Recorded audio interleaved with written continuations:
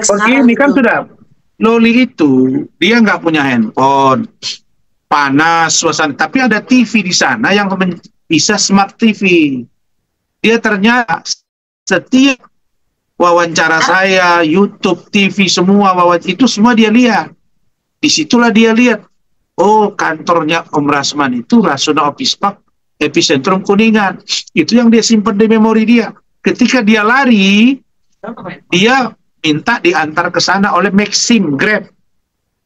Sampai di situ, turun dia di lokasi, dia lihat memang di situ ada neon box saya.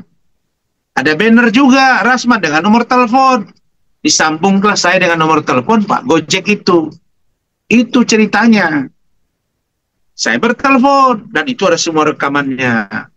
Dan itu sudah kita serahkan ke penyidik. Clear. Nah, jadi bukan karena pengaruh saya, bukan ada peran adik saya Fitri Saluteru di situ untuk bantu dia lari, nggak ada. Fitri itu orang baik. Isa Zega juga dituduh nggak ada. Urusan Isa Zega, urusan Isa Zega. Ya, kalau Isa Zega butuh bantuan hukum, dia minta tolong ke saya, secara profesional kita bantu. Kalau tidak, ya sudah. Tapi urusan Isa Zega dengan Fitri Saluteru di dalam pelarian Loli, nothing. Itu tidak ada sama sekali. Saluteru mengatakan kepada saya sebentar bahwa dia dekat dengan NM, dia pernah dekat dengan Loli, yes. Saya sambungkan mereka bertelepon, yes. Video call, yes. Kenapa? Karena Loli yang minta, dan itu sebentar. Dan itu boleh. Kenapa? Karena dia tahu bahwa dia bilang itu tante apa ya? Saya lupa namanya. Dia sebut apa sama Fitri. Pokoknya dia bilang itu orang baik, kira-kira begitu. Dan mereka telepon itu sama-sama menangis. Itu aja. Nggak ada di sini peran-peran pelarian dari dia, nggak ada. Saya berpisah dengan Loli hari Senin. Dia kan dijemputkan hari Jumat. Hari Seninnya itu sebelum hari Jumat saya ketemu Loli. Memastikan ruangan dia bagus, makanya saya katakan sweet room, mewah sekali. Dan dia udah bilang, Om aku sini aja. Dan Om lihat Loli ya, iya nanti saya datang. Kita udah komunikasi, tahu-tahu semua pada diem. Termasuk kepala ruangan, Indra. Takut ngangkat telepon sekarang, ada apa? Janganlah kita berpikir menyederhanakan sesuatu. Oh, ini anak di bawah umur, masih di bawah lindungan orang tuanya. Orang tua yang mana dulu? Kan sifatnya harus situasional. Kalau situasinya memang tidak mendukung, jangan dong kita berpatokan. Oh ini anak, saya malah curiga. Jangan-jangan Kemen PPA, KPAI, unit PPA, mereka apa? Kayak menyerah gitu. Udahlah, pusing amat, serahkan aja ke keluarga dia, suka hati dia.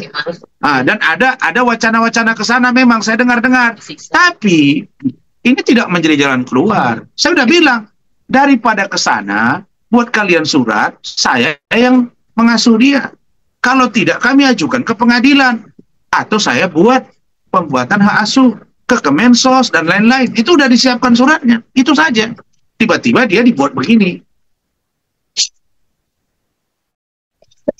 Bang, artinya terakhir abang ketemu Loli ini saat memberi di Sweet Room di hari Jumat ya Bang? Iya, kenapa? Berarti abang bertemu Loli terakhir ini di hari Jumat saat memberikan Sweet Room itu ke Bukan hari Loli. Jumat, hari Senin. Hari Senin, mohon maaf Bang. Iya Bang. Terakhir itu bertemu dengan Loli.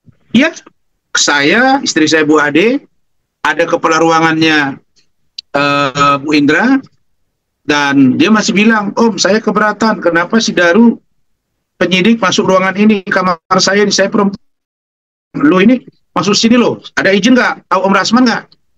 Dia udah bilang, saya nggak bisa, dia pegang terus tangan tantenya si Ade, istri saya. Jadi saya kok nggak percaya, apalagi muncul kata-kata dari si Fahmi bahwa menggambarkan sosok seorang Bude ini ternyata bukan Bude turunan keluarga dalam tafsiran saya ya. Nah, menjadi tugas kita ini sekarang memastikan Bude ini siapa. Dan Fahmi harus bertanggung jawab kalau ada apa-apa dengan anak ini. Karena dia udah bilang dia nggak mau ketemu Fahmi, makanya saya nggak mungkin dari keterangan dia, jangankan ketemu, nyebut nama mama aja nggak mau dia, apalagi Fahmi. Jadi ini nggak bisa, nanti akan terungkap ini. Makanya saya bilang Fahmi, hati-hati kau gitu, jangan kau banyak-banyak ngomong, tahu-tahu nggak sesuai. Sekali udah, dua kali nanti kami ambil tindakan hukum. Lihat aja. Kau bisa juga dianggap kau turut serta menghalang-halangi dan atau ikut melakukan kriminalisasi terhadap anak ini. Kalau nanti ternyata lolinya tidak berada pada tempat yang apa yang kau katakan seperti di safe house. Jangan bilang-bilang tidak ada hak saya. Saya punya hak sebagai warga negara untuk membantu dia. Kenapa? Karena dia lari cari saya dan minta perlindungan hukum. Itu dia poin dari saya. Siapa yang berani membantah itu? Dia lari cari saya bawa ke Polres. Saya ribut dengan ibunya. Dia nggak mau ketemu ibunya. Dia dibawa ke rumah sakit Polri. Saya yang bujuk sesuai dengan permintaan KPAI. Permintaan dari Kemen PPA. Permintaan dari unit PPA. Masih bisa kalian bilang bahwa saya seolah-olah ini orang nggak jelas, tiba-tiba sibuk ngurus loli. Enggak dong. Dulu waktu saya pegang Fadil, dia masih di safe house, kita nggak pernah ribut tuh. Paling saya bilang keluar dong, tunjukkan foto, mana video dengan NM kalau kalian udah baikan. Itu doang.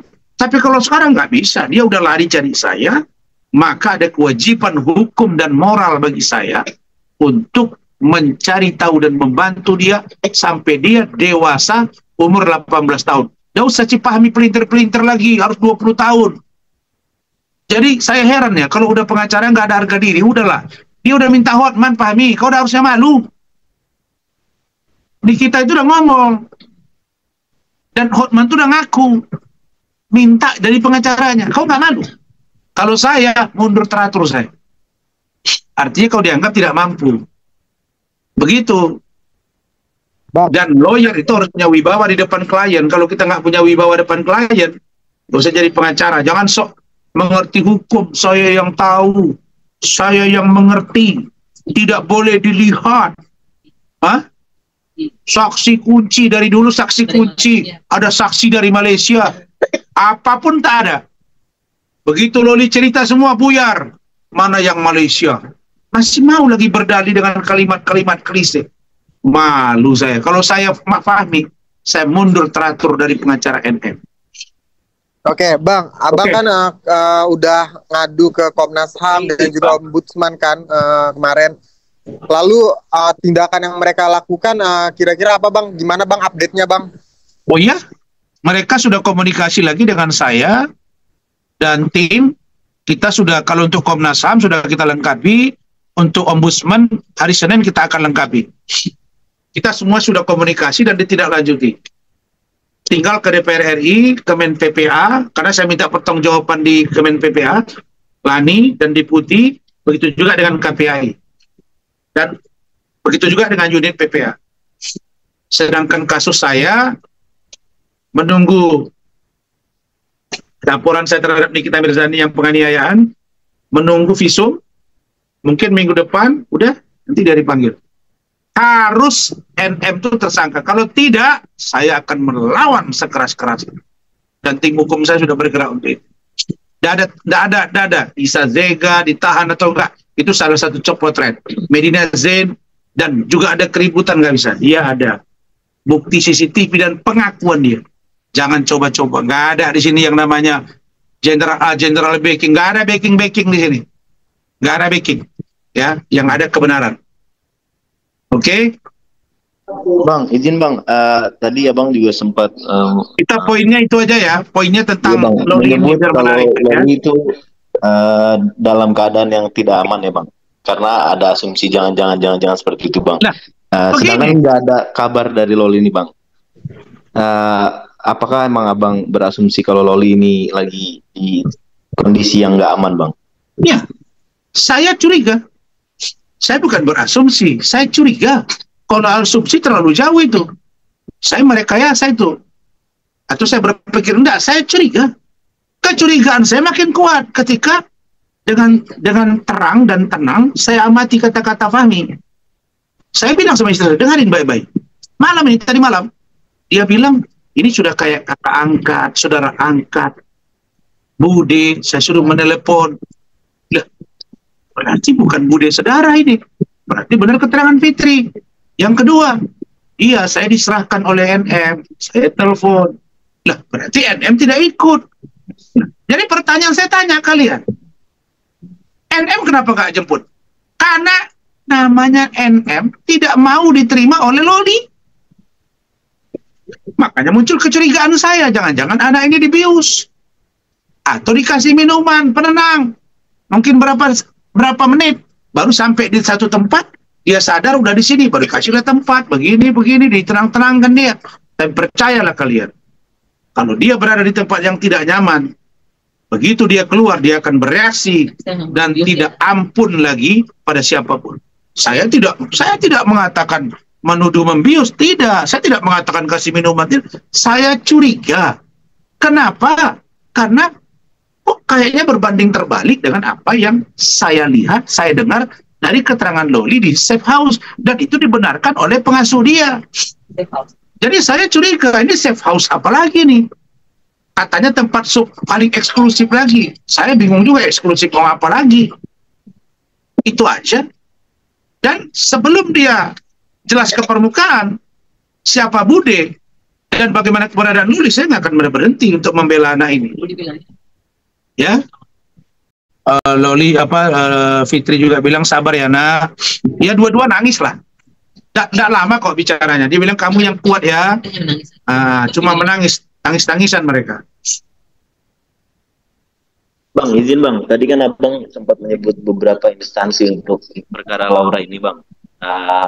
Kenapa abang masih sampai mencampuri urusan dari ibu dan anak ini, sedangkan abang menyebut instansi? Coba yang kencang suaranya. Iya bang, abang dicap terlalu mengurusi keluarga orang gitu bang. Bahkan ini urusan ibu dan anak pak. Enggak lah. Saya bukan mengurusi keluarga orang. Keluarga itu harus diurusi. Ya, abang sebut karena tadi, bahagian dari keluarga itu nyari saya. Ya, dan dia ngadu tentang penderitaan dia. Mau tidak mau ya saya urusi lah. Iya bang, tadi abang menyebut juga ada beberapa instansi yang berhak untuk memberi kekurangan atas perkara ini bang. Tapi abang masih terlalu mencampuri urusan ini. Itu alasannya apa bang? Nggak ada, saya nggak merasa mencampuri. Institusi, kan saya bilang, sekarang kita baca di Undang-Undang 45. Negara berkewajiban untuk melindungi hak-hak warga negaranya. Siapa regulatornya? Instrumennya ya pemerintah. Bagian dari pemerintah itu katakanlah bidang eksekutif. Siapa itu? Presiden. Presiden di bawahnya ada presiden, ada wapres, di bawahnya ada menteri-menteri sebagai pembantu. Ada Kementerian PPA, dia punya kewenangan. Ada lembaga negara juga, KPAI, dia punya kewenangan.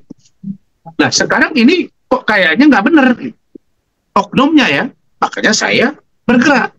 Ada penegak hukum, kepolisian, kanitnya, penyidiknya saya lihat nggak benar ya, saya kritik, saya minta dievaluasi berdasarkan fakta yang saya lihat sendiri. Jadi saya tidak pernah bicara, kalian begini ya, saya berbicara Rasman by informasi, by data, dan tidak menuduh, tapi saya menduga. Berdasarkan apa? Informasi yang saya terima. Saya boleh saja sedang berada di Batam, tapi ini saja udah berapa puluh masuk WA. Dan tim saya bergerak di sana. Saya pergi ke sini bukan berarti tim saya tidak bekerja. Sebentar lagi akan bekerja, mereka tetap akan jalan. Oke, thank you ya. Saya sudah mau makan malam nih, udah dingin nih nasinya. Bang, pertanyaan terakhir. Tanya bang, kan dari Bang Fahmi sendiri bilang bahwa pemindahan Laura ke tempat yang satunya ini kan sudah sesuai prosedural. Nah, tanggapan Bang Rasman apa? Satu, kedua, Abang sendiri merasa capek nggak sih Bang ngurusin seperti ini gitu? Seandainya dari pihak kan gini, Abang merasa ini tanggung jawab saya paling tidak punya kewajiban untuk menjaga Laura. Tapi kalau seandainya bisa aja kan Bang, kalau misalnya Abang berpikir gini, udahlah capek gue ngurusin kayak ginian, gue nggak dapat apa-apa gitu loh. Nah, ya, Abang sendiri ada nggak sih terpikir untuk hal seperti itu Bang gitu loh? Ya, ada beberapa orang yang ngomong ke saya begitu, banyak sekali. Tapi saya dan keluarga saya punya pendirian berbeda. Mereka tahu saya gitu. Saya selalu kalau lari sampai garis finish. Perkara saya menang di garis finish jadi juara atau tidak, itu urusan lain. Yang penting saya harus sampai ke garis finish. Saya kalau memperjuangkan hak dia harus sampai ke akhirnya. Perkara itu nanti berhasil atau tidak urusan lain. Tapi saya punya kewajiban. Itulah sejatinya seorang lawyer berjuang dengan atas nama officium nobile, yaitu pekerjaan yang mulia. Menurut saya mulia sekali membantu Loli. Mulia sekali untuk membuka terangnya peristiwa hukum ini. Dan mulia sekali kalau kita bisa melihat bahwa tidak semua ibu bisa dikatakan baik untuk anaknya. Ada juga ibu-ibu yang nakal, bahkan jahat dan membunuh anaknya. Ada. Jadi semuanya tergantung dengan situasinya. Jadi panggilan moral, panggilan hukum, panggilan kemanusiaan itu melekat sesuai dengan hasil dari komunikasi saya dengan Loli secara langsung, bukan lewat yang lain. Begitu. Oke, Bang. Terima kasih banyak. Terakhir dari saya, Bang. Terakhir Bang. Terakhir ya. Ya, Bang, kan prosedur seperti apa, Bang? Sesuai dengan Sebentar. prosedur gimana, Bang? Apa? Yang dianggap ini sudah sesuai dengan prosedural itu seperti apa, Bang? Tanggapan Abang? Ya, prosedurnya mungkin prosedur penyerahannya bisa saja karena ini atas nama ibunya NM diserahkan ke Fahmi, ya prosedur. Polisi menyerahkan prosedur. Tapi besoknya ternyata tidak benar lagi keadaannya, ya maka yang bertanggung jawab nanti itu adalah Fahmi, NM, dan juga nanti bisa kita lihat kepolisian. Kenapa Anda bertindak gegabah? Kenapa Anda sudah mengatakan Loli minta dilibatkan saya, omnya Rasmat dengan Tante Ade, kok kalian biarkan? Itu saja. Saya tidak mengatakan tidak prosedur. Pasti sudah kena prosedur. Tapi prosedur yang sebagaimana dulu. Prosedur yang barangkali tidak melihat timing dan tidak menggunakan berbagai elemen yang lain untuk bisa ini sesuai dengan yang semestinya. Gitu.